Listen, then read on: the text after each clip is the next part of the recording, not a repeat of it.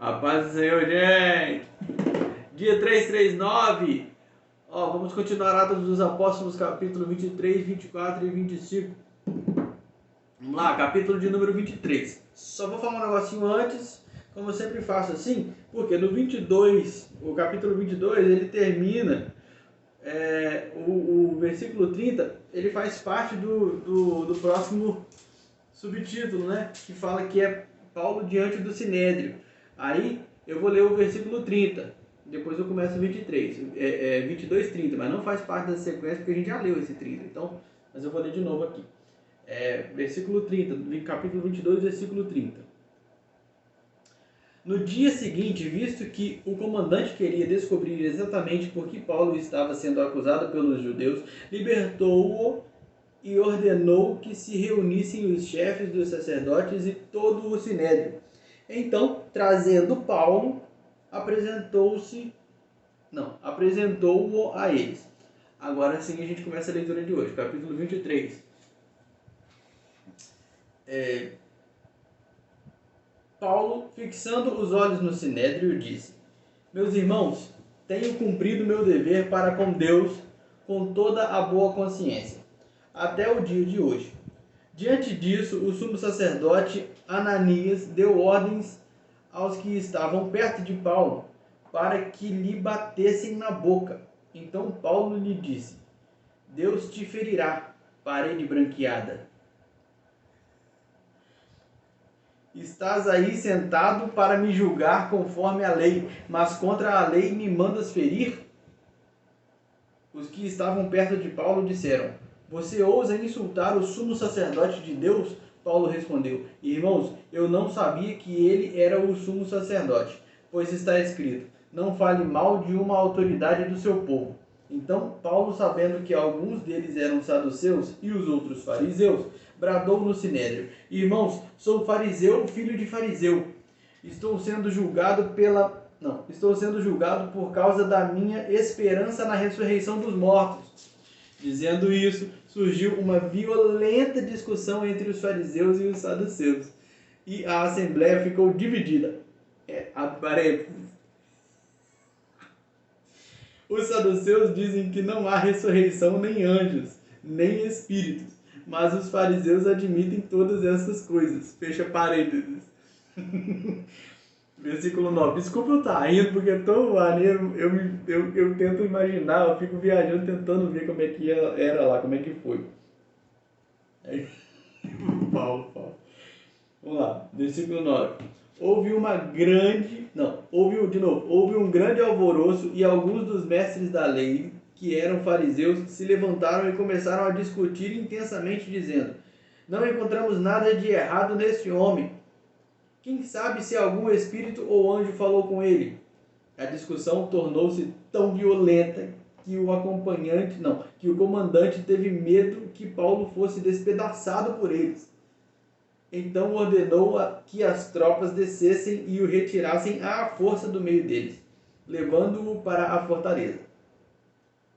Na noite seguinte, o Senhor, pondo-se ao lado dele, disse: Coragem! Assim como você testemunhou a meu respeito em Jerusalém, deverá testemunhar também em Roma. Na manhã seguinte, os judeus tramaram uma conspiração e juraram solenemente que não comeriam nem beberiam enquanto não matassem Paulo. Mais de 40 homens estavam envolvidos nessa conspiração. E dirigindo-se aos chefes dos sacerdotes e aos líderes dos judeus, disseram: Juramos solenemente, sob maldição, que não comeremos nada enquanto não matarmos Paulo. Agora, portanto, vocês e o sinédrio peçam ao comandante que o faça comparecer diante de vocês com o pretexto de obter informações mais exatas sobre o seu caso. Estaremos prontos para matá-lo antes que ele chegue aqui. Entretanto, o sobrinho de Paulo, filho de sua irmã, teve conhecimento dessa conspiração. Foi à fortaleza e contou tudo a Paulo, que, chamando um dos centuriões, disse: Leve este rapaz ao comandante. Ele tem algo para lhe dizer. Assim, ele o levou ao comandante. Então disse o centurião: Paulo, o prisioneiro, chamou-me, pediu-me que trouxesse este rapaz, pois ele tem algo para te falar. O comandante tomou o rapaz pela mão, levou-o à parte e perguntou: O que você tem para me dizer? Ele respondeu: Os judeus planejam pedir-te que apresente Paulo ao Sinédrio amanhã, sob pretexto de buscar informações mais exatas a respeito dele. Não te deixes convencer, pois mais de 40 deles estão preparando uma emboscada contra Paulo. Eles juraram solenemente não comer nem beber enquanto não o matarem. Estão preparando agora, não, estão preparados agora, esperando que prometas atender-lhes o pedido. De novo, estão preparados agora, esperando que prometas atender-lhes o pedido. O comandante despediu o rapaz e recomendou-lhe: Não diga a ninguém que você me contou isso. Então ele chamou 2 de seus centuriões e ordenou-lhes: Preparem um destacamento de 200 soldados, 70 cavaleiros e 200 lanceiros, a fim de irem para Cesareia esta noite, às 9 horas. Providenciem montarias para Paulo e levem-no em segurança ao governador Félix. O comandante escreveu uma carta nestes termos: Cláudio Lísias, ao excelentíssimo governador Félix. Saudações. Este homem foi preso pelos judeus que estavam prestes a matá-lo quando eu, chegando com minhas tropas, o resgatei, pois soube que ele é cidadão romano. Querendo saber por que o estavam acusando, levei-o ao sinédrio deles. Descobri que ele estava sendo acusado em questões acerca da lei deles, mas não havia contra ele nenhuma acusação que merecesse morte ou prisão. Quando fui informado de que estava sendo preparada uma cilada contra ele, enviei-o imediatamente a Vossa Excelência. Também ordenei que os seus acusadores apresentassem a Vossa Excelência aquilo que tem contra ele. Os soldados, cumprindo o seu dever, levaram Paulo durante a noite e chegaram a Antipátride. Isso aí, de novo. E chegaram a Antipátride no. Só isso. Deixa eu ler de novo. Os soldados, cumprindo o seu dever, levaram Paulo durante a noite e chegaram a Antipátride. No dia seguinte, deixaram a cavalaria prosseguir com ele e voltaram para a fortaleza. Quando a cavalaria chegou a Cesareia, deu a carta ao governador e lhe entregou Paulo. O governador leu a carta e perguntou de que província ele era. Informado de que era da Cilícia, disse: Ouvirei seu caso quando os seus acusadores chegarem aqui. Então ordenou que Paulo fosse mantido sob custódia no palácio de Herodes. 5 dias depois, o sumo sacerdote Ananias desceu a... Não, de novo. Deixa eu ler de novo. 24, versículo 1. 5 dias depois, o sumo sacerdote Ananias desceu a Cesareia com alguns dos líderes dos judeus e um advogado chamado Tértulo, os quais apresentaram ao governador suas acusações contra Paulo. Quando Paulo foi chamado, Tértulo apresentou sua causa a Félix. Temos desfrutado de um longo período de paz durante o teu governo, e o teu providente cuidado resultou em reformas nesta nação. Em tudo e em toda parte, excelentíssimo Félix, reconhecemos estes benefícios com profunda gratidão. Todavia, a fim de não tomar-te mais tempo, peço-te o favor de ouvir-nos apenas por um pouco. Verificamos que este homem é um perturbador. De novo. Verificamos que este homem é um perturbador, que promove tumultos entre os judeus pelo mundo todo. Ele é o principal cabeça da seita dos nazarenos. Ele é o principal cabeça da seita dos nazarenos e tentou até mesmo profanar o templo. Então o prendemos e quisemos julgá-lo segundo a nossa lei. Mas o comandante Lísias interveio e com muita força o arrebatou de nossas mãos e ordenou que os seus acusadores se apressassem. Se tu mesmo o interrogares, poderás verificar a verdade a respeito de todas essas De novo, poderás verificar a verdade a respeito de todas estas acusações que estamos fazendo contra ele. Os judeus confirmaram a acusação, garantindo que as afirmações eram verdadeiras. Quando o governador lhe deu sinal para que falasse, Paulo declarou: sei que há muitos anos tem sido juiz nesta nação. Por isso, de bom grado faço minha defesa. Facilmente poderás verificar que há menos de 12 dias subi a Jerusalém para adorar a Deus. Meus acusadores não me encontraram discutindo com ninguém no templo, nem incitando uma multidão nas sinagogas ou em qualquer outro lugar da cidade. Nem tampouco podem provar-te as acusações que agora estão levantando contra mim. Confesso-te, porém, que adoro o Deus dos nossos antepassados, como seguidor do caminho, aqui chamam seita. Creio em tudo o que concorda com a lei e no que está escrito nos profetas, e tenho em Deus a mesma esperança desses homens, de que haverá ressurreição tanto de justos como de injustos. Por isso procuro sempre conservar minha consciência limpa diante de Deus e dos homens. Depois de estar ausente por vários anos, vim a Jerusalém para trazer esmolas ao meu povo e apresentar ofertas. Enquanto fazia isso, já cerimonialmente puro, encontraram-me no templo sem envolver-me em nenhum ajuntamento ou tumulto.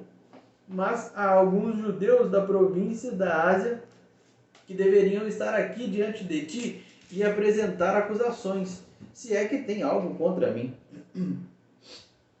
Ou os que aqui se acham deveriam declarar que crime encontraram em mim quando fui levado perante o sinédrio, a não ser que tenha sido este. Quando me apresentei a eles, bradei: por causa da ressurreição dos mortos, estou sendo julgado hoje diante de vocês.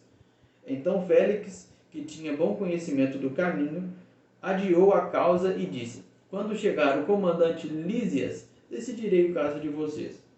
E ordenou ao centurião que mantivesse Paulo sob custódia, mas que lhe desse certa liberdade e permitisse que os seus amigos o servissem.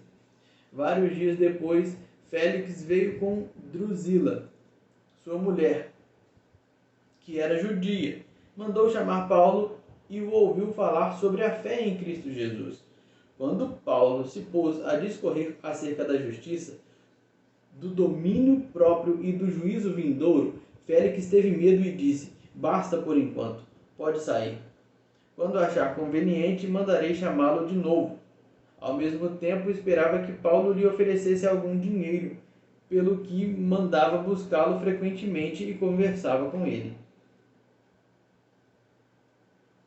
Passados 2 anos, Félix foi sucedido por Pórcio Festo. Todavia, porque desejava manter a simpatia dos judeus, Félix deixou Paulo na prisão. 3 dias depois de chegar à província, Festo subiu de Cesareia para Jerusalém, onde os chefes dos sacerdotes e os judeus mais importantes compareceram diante dele, apresentando as acusações contra Paulo. Pediram a Festo o favor de transferir Paulo para Jerusalém, contra os interesses do próprio Paulo, pois estavam preparando uma emboscada para matá-lo no caminho. Festo respondeu: Paulo está preso em Cesareia, e eu mesmo vou para lá em breve. Desçam comigo alguns dos seus líderes e apresentem ali as acusações que têm contra esse homem, se realmente ele fez algo de errado. Tendo passado com eles 8 a 10 dias, desceu para Cesareia e, no dia seguinte, convocou o tribunal e ordenou que Paulo fosse trazido perante ele. Quando Paulo apareceu, os judeus que tinham chegado de Jerusalém se aglomeraram ao seu redor, fazendo contra ele muitas e graves acusações que não podiam provar. Então Paulo fez sua defesa: nada fiz de errado contra a lei dos judeus, contra o templo ou contra César. Festo, querendo prestar um favor aos judeus, perguntou a Paulo: você está disposto a ir a Jerusalém e ali ser julgado diante de mim acerca destas acusações? Paulo respondeu: estou agora diante do tribunal de César, onde devo ser julgado. Não fiz nenhum mal aos judeus, como bem sabes. Não, como bem sabes. Se de fato sou culpado de ter feito algo que mereça a pena de morte, não me recuso a morrer. Mas se as acusações feitas contra mim por estes judeus não são verdadeiras, ninguém tem o direito de me entregar a eles. Apelo para César. Depois de ter consultado seus conselheiros, Festo declarou: Você apelou para César irá. Alguns dias depois, o rei Agripa e Berenice chegaram a Cesareia para saudar Festo. Visto que estavam passando muitos dias ali, Festo explicou o caso de Paulo ao rei. Aqui há um homem que Félix deixou preso. Quando fui a Jerusalém, os chefes dos sacerdotes e os líderes dos judeus fizeram acusações contra ele, pedindo que fosse condenado. Eu lhes disse que não é costume romano condenar ninguém antes que ele se defronte pessoalmente com seus acusadores e tenha a oportunidade de se defender das acusações que lhe fazem. Vindo eles comigo para cá, não retardei o caso. Convoquei o tribunal no dia seguinte e ordenei que o homem fosse apresentado. Quando os seus acusadores se levantaram para falar, não o acusaram de nenhum dos crimes que eu esperava. Ao contrário, tinham alguns pontos de divergência com ele acerca de sua própria religião e de um certo Jesus, já morto, no qual Paulo insiste que está vivo. Fiquei sem saber como investigar tais assuntos. Por isso perguntei-lhe se ele estaria disposto a ir a Jerusalém e ser julgado ali acerca destas acusações. Apelando Paulo para que fosse guardado até a decisão do imperador, ordenei que ficasse sob custódia até que eu pudesse enviá-lo a César. Então Agripa disse a Festo: Eu também gostaria de ouvir esse homem. Ele respondeu: Amanhã o ouvirás. No dia seguinte, Agripa e Berenice vieram com grande pompa e entraram na sala de audiências com os altos oficiais e os homens importantes da cidade. Por ordem de Festo, Paulo foi trazido. Então Festo disse: Ó rei Agripa e todos os senhores aqui presentes conosco, vejam este homem. Toda a comunidade judaica me fez petições a respeito dele em Jerusalém. E aqui em Cesareia, gritando que ele não deveria mais viver. Vou ler de novo. Toda a comunidade judaica me fez petições a respeito dele em Jerusalém e aqui em Cesareia, gritando que ele não deveria mais viver. Mas verifiquei que ele nada fez que mereça a pena de morte. Todavia, porque apelou para o imperador, decidi enviá-lo a Roma. No entanto, não tenho nada definido a respeito dele para escrever a sua majestade.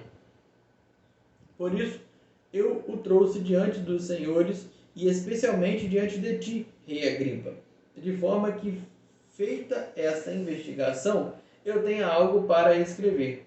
Pois não me parece razoável enviar um preso sem especificar as acusações contra ele. Acabou por hoje. Fique com Deus. Paz do Senhor, até amanhã. Rapaz, história assim que é legal, né? Bom livro assim, é bom, né? Ler livro assim é muito bom, né? É muito gostoso. A Bíblia é muito completa, né? Gente, paz do Senhor, até amanhã. Valeu!